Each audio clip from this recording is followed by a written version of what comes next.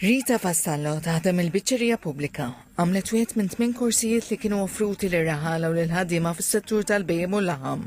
It-taħriġ li għamlet kien jikkonsisti fost l-oħrajn f'talim li permezz tiegħu il-ġilda tal-majjal issa qed tkun ipproċessata fi qriemeġ.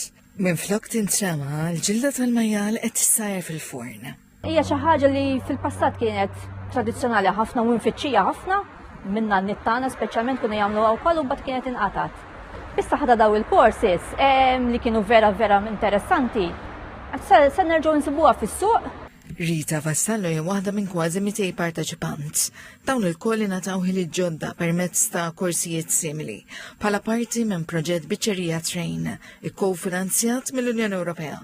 Il-korsijiet saru b'investiment ta' 165,000 fit-taħriġ tar-raħala u l-ħaddiema.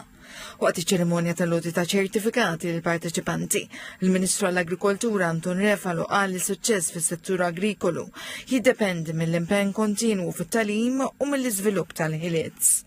Osserva wkoll il-frott ta' dawn il-korsijiet diġà qed irrendi permezz ta' inizjattivi u prodotti ġodda li qegħdin jaslu għand il-konsumatur.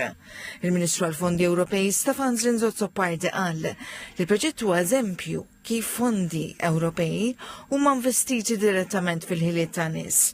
Spjega l-appoġġ Ewropew fl-agrikoltura mhumiex biss għall-infrastruttura, iżda l-investimenti fir-raħala, fil-bdiewa u fil-ħaddiema. Id-Direttur Ġenerali tal-Biċċerija Pubblika Stefan Kakija qal li l-faċilità mhijiex biss waħda ta' produzzjoni, iżda ċentru ta' tagħlim u innovazzjoni li qiegħda tikkontribwixxi għall-iżvilupp sostenibbli tal-agrikoltura.